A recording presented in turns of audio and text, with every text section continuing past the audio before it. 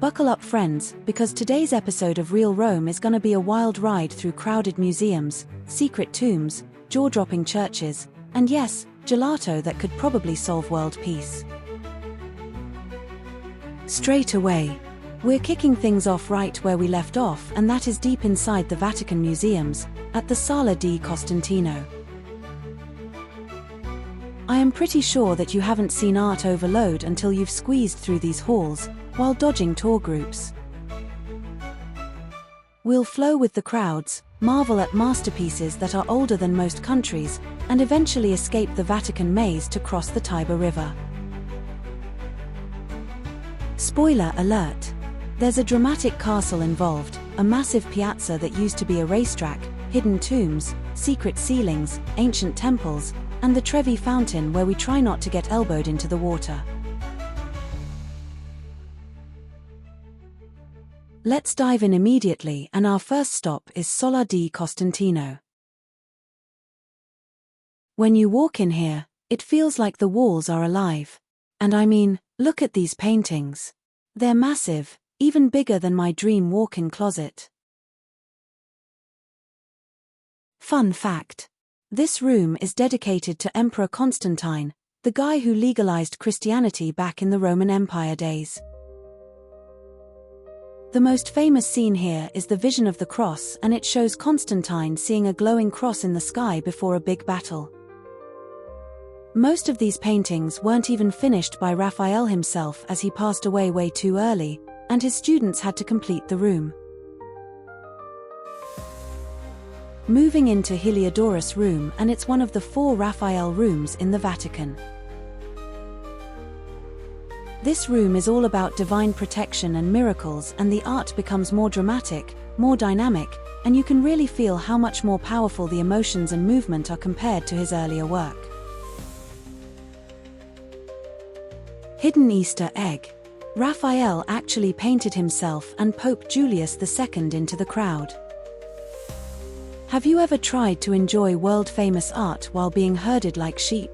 Well, the Vatican museums are chaotic, hilarious, and absolutely unforgettable.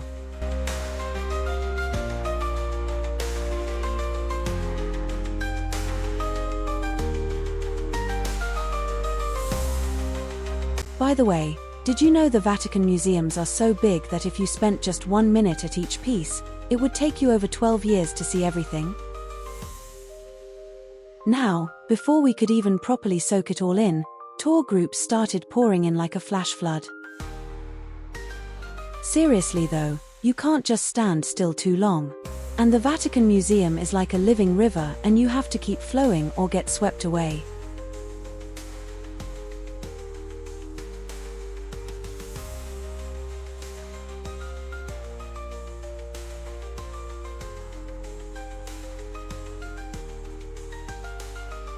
The Vatican museums are honestly like a beautiful, overwhelming roller coaster. Even if you think you're prepared, every hallway, every corner, every ceiling just hits you with centuries of genius and glory. If there's one thing we learned wandering through all that art and history, you could spend days here and still miss something. The beauty isn't just in the big famous rooms, but it's hiding in the small chapels, the tiny details on the ceilings, even the quiet little windows peeking out over Vatican City.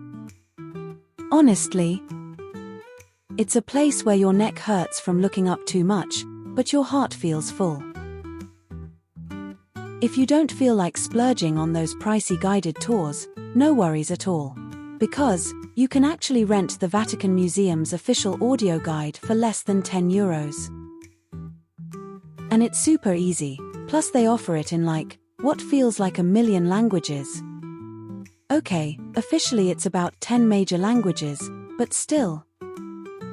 The way you leave the Vatican museums is like an epic ending as you spiral down this gorgeous double helix ramp.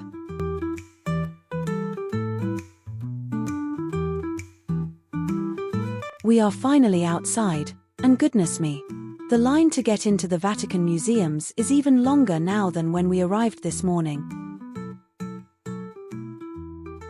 Okay, this is Castel Sant'Angelo and the Bridge of Angels, and you surely remember this, as we featured it in the first episode of this series. Unlike in the previous episode, this time, we are going to cross the river Tiber, over to the other side. Get ready for hidden churches, charming streets, surprise monuments, and of course, the show-stopping Piazza Navona.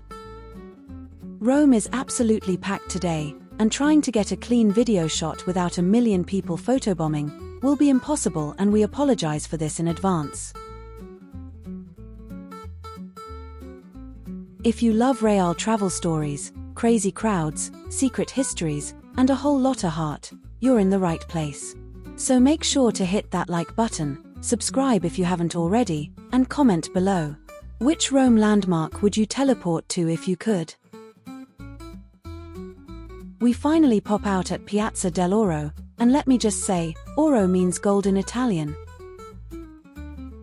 It's this cozy little square that almost feels like a deep breath between the big sights. And just enough space for you to gather yourself, and double-check that you're still holding your gelato and your husband. But don't blink, because just a few steps later, we find ourselves standing outside Santa Maria in Valle, or as the locals call it, Chiesa Nuova. This is a major Baroque beauty, packed with art and history, but today, the doors were firmly shut. And I guess even the saints deserve a day off in Rome, right? Just like that, we roll into Piazza di San Pantaleo. And now, unless you're super into 19th century Italian politics, you may not recognize the statue of Marco Mingherti. Mingherti was kind of the CEO of Italy for a while and helped unite the country.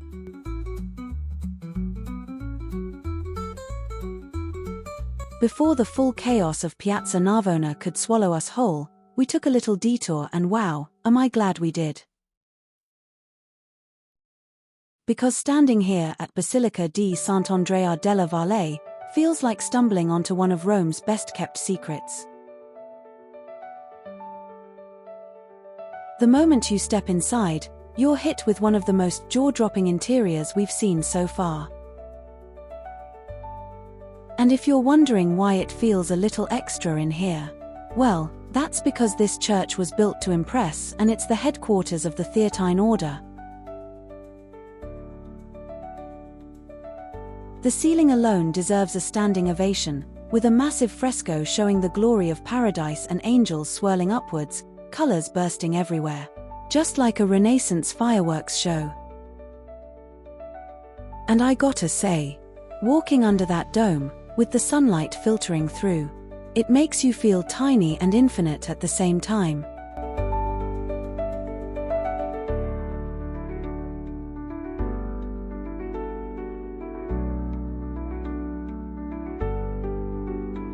We lit a candle here and enjoyed a little moment of quiet. Because even though Rome's streets are bursting with noise and life, inside these sacred spaces, time just stands still.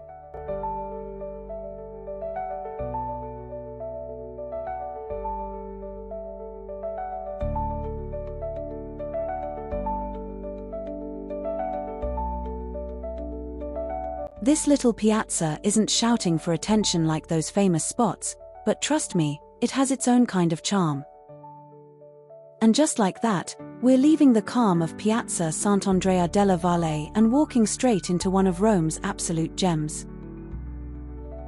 This is Piazza Navona, and now, if you thought the Roman streets couldn't get any more alive, you haven't seen this place yet.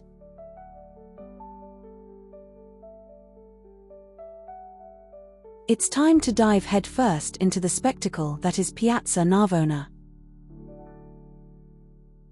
This is where things get seriously Roman. In just one word, it is breathtaking. And this piazza is massive because it feels like a stage set for a grand Roman drama, with every inch brimming with art, history, and vibrancy.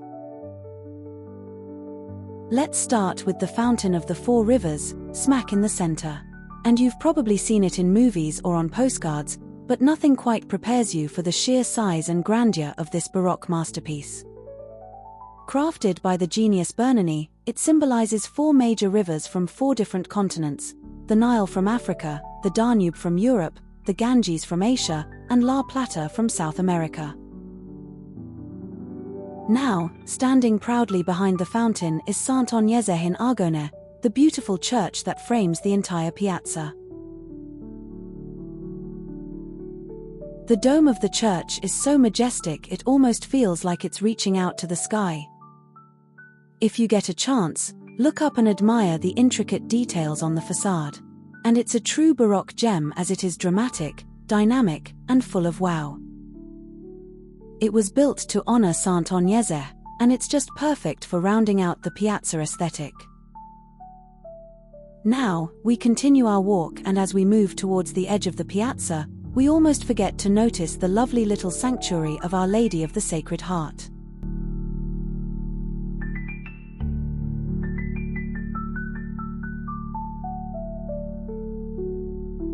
Piazza Navona is a beautiful blend of stunning architecture, history, and art. And from Bernini's Fountain of the Four Rivers to Sant'Agnese in Argone, and the Agonal Obelisk, the piazza is a true Roman masterpiece, both in design and atmosphere.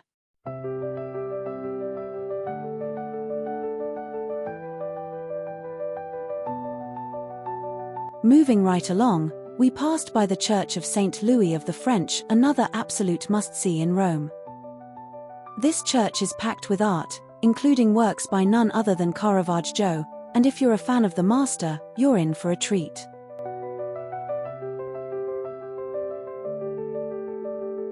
The calling of St. Matthew and the martyrdom of St. Matthew are both on display here, and they are jaw-dropping. Seriously, these paintings are like nothing you've ever seen before. Let us take a tour around and I'll let you admire the interior.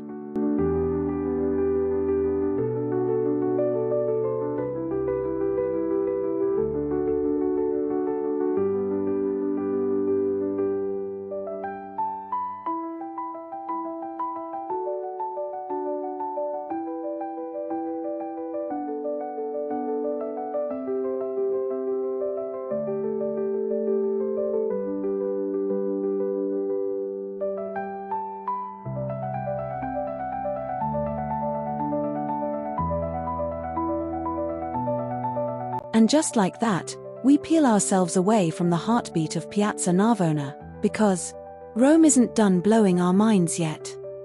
We wind our way through these storybook alleyways and then, rising ahead like a giant whisper from ancient times, there it is, the Pantheon.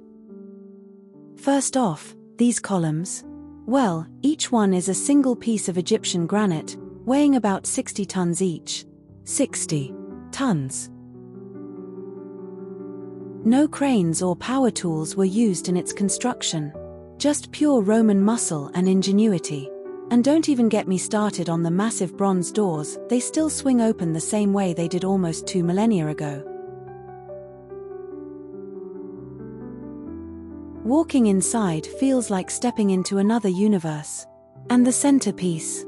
Well, it's that dome. It is the largest unreinforced concrete dome in the world to this day. And right at the very top is the oculus. A giant open skylight, nearly 9 meters wide, that lets in sunlight and rain. It gets lighter as it rises, as the Romans used heavier stones like travertine at the base, and lighter ones like pumice near the top. So, engineering, and art.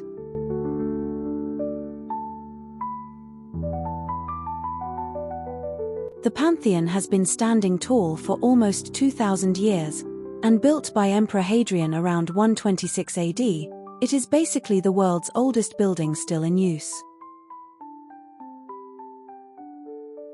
Okay, can we just take a second? Because the Pantheon, it's not a replica, certainly not a reimagining, but it is the real deal.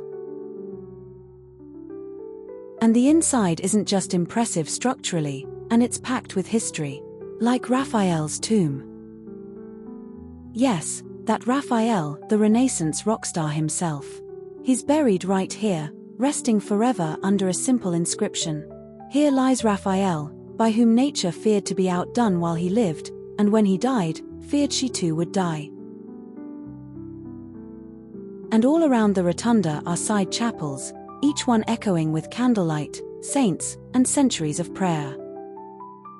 You'll find art by Della, Crescenzio, and even some works added during the Christianization of the site in the 7th century. And right across, tucked respectfully inside, lies King Vittorio Emanuele II, the first king of a unified Italy. And his tomb reads simply, Padre della Patria, meaning, Father of the Country. Beside him, his son King Umberto I and Queen Margherita, and yes, the namesake of your favorite P.za.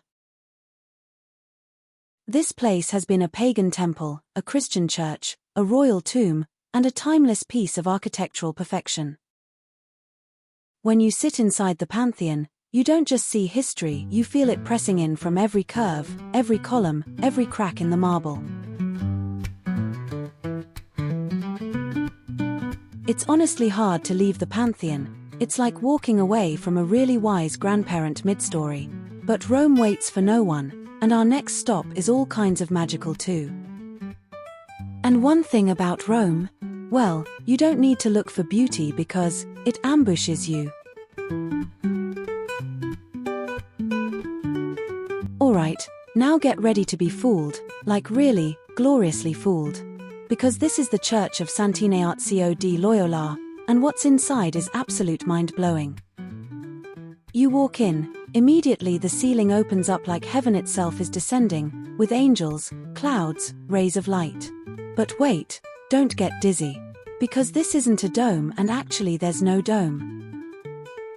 The Baroque artist Andrea painted this optical illusion on a flat ceiling. With the right angle, it tricks your eyes into seeing a massive, soaring dome and celestial explosion of faith. So, honestly, who needs VR goggles when you've got Baroque Rome?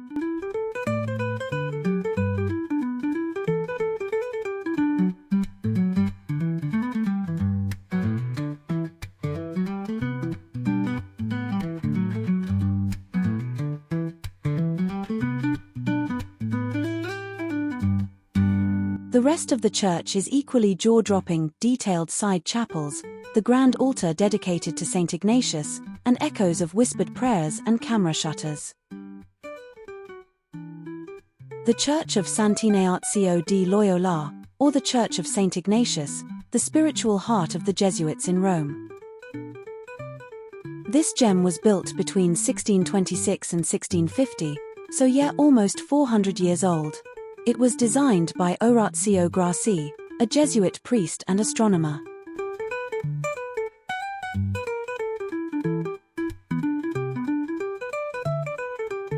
The side chapels here are no joke either, all carved marble and frescoed saints. But that ceiling? Well, that's the showstopper. And a reminder that in Rome, even illusions feel holy. Now, let's zoom in on what might just be the spiritual climax of this whole space. The grand altar dedicated to St. Ignatius of Loyola, the founder of the Jesuits. Columns of rich lapis lazuli, and a statue of St. Ignatius himself, standing proudly, framed in marble and gold.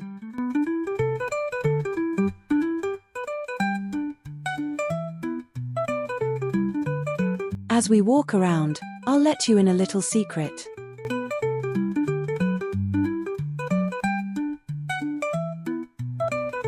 Behind St. Ignatius' statue is a hidden mechanism. That's right, at certain moments, the statue is mechanically lowered, revealing a painted image of the Holy Trinity and Ignatius ascending to heaven. It's rare, but if you can just catch it.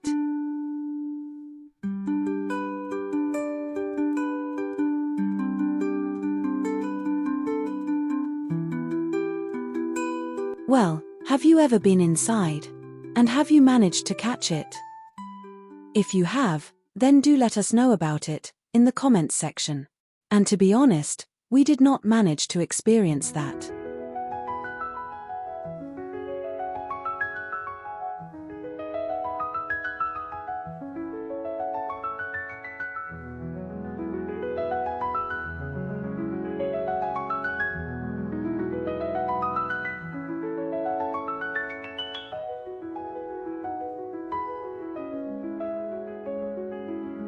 The figures above look like they're floating upward, soaring into the heavens, breaking the ceiling open. And there are clouds, angels, rays of divine light, and if you stand on the golden disc in the center of the nave, what looks like a glorious, sky-high dome, it's just another painting.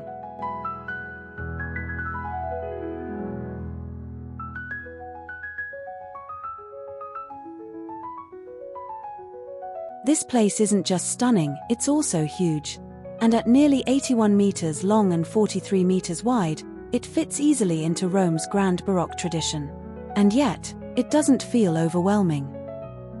In fact, it feels intimate. It feels inspiring.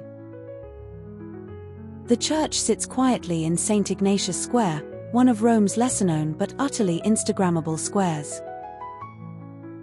If you're wondering how to get here, it's easy.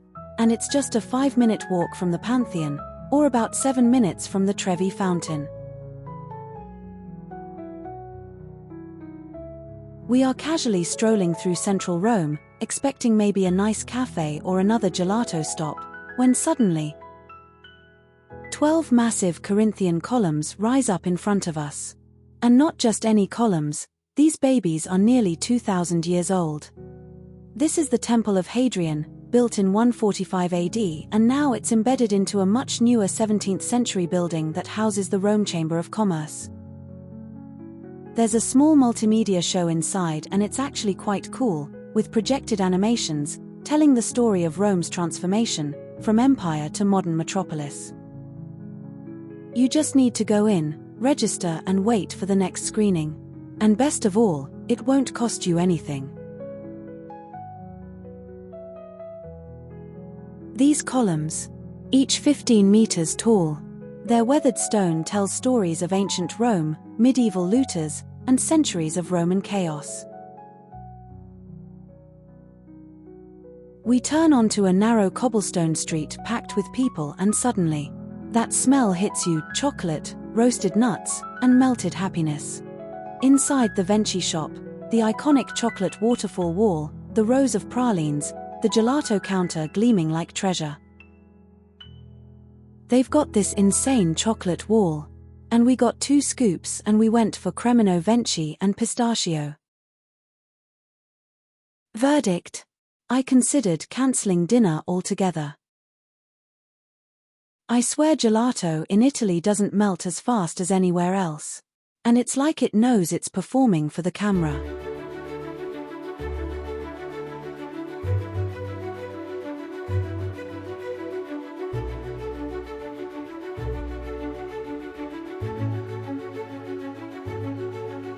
We left with our gelato and walked past some amazing street artists. And I have seen some of them on the internet. Hand them your laptop and a couple of euros and they transfer the way it looks, converting it into a piece of art. Well, that's what I have watched on the internet. And too bad, we did not have a laptop with us, to experiment it. Turning a corner, the street widens slightly, and you start to hear it. Then Trevi Fountain appears. Just when you think you've seen it all, Trevi Fountain pulls you back into that cinematic moment. Yes, it's crowded. Yes, it's noisy. But it's also pure magic. This Baroque masterpiece has been wowing people since 1762, and it's not stopping anytime soon. It depicts the sculptures of Oceanus, Tritons, horses, all frozen mid-action. The central figure is Oceanus, god of the sea, standing tall as horses and Tritons wrangle the waters around him. Alright, if you're in Rome, you have to do the coin toss. 1 coin means you'll return to Rome. 2 coins means you'll find love. 3 coins, marriage. Over the shoulder shot as we toss the coin in, right hand over left shoulder. Right next to the fountain is the church of St. Vincent and Anastasius, often overshadowed by its dramatic neighbor. It used to hold the hearts of 22 popes, literally. You know, in case the Vatican wasn't wild enough. We sit on a bench, soaking it all in, reflecting about Rome, away from the chaos of the crowd outside.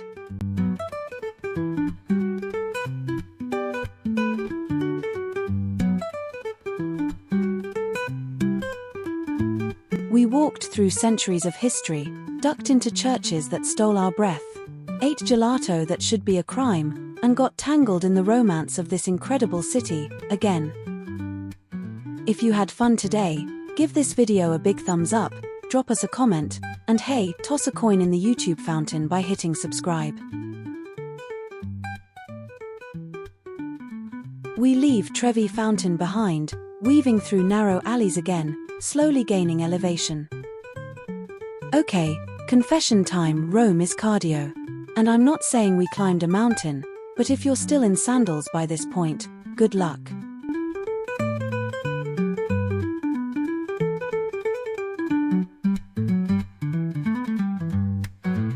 Behold, the Quirinal Palace, home to popes, kings, and now Italy's president. It sits atop the highest of Rome's 7 hills, because obviously, power likes a good view. Up here, everything feels quieter. You're above the chaos, just a little, with space to breathe, think, and take in what this city really is. From Raphael's masterstrokes in the Vatican to the roar of Trevi Fountain, today was Rome on foot, full throttle. But hey, don't go anywhere yet. Episode 4 of The Real Rome drops next week, and no, we're not telling you where we're taking you. You'll just have to hit that bell and see for yourself. And trust me, it's worth it.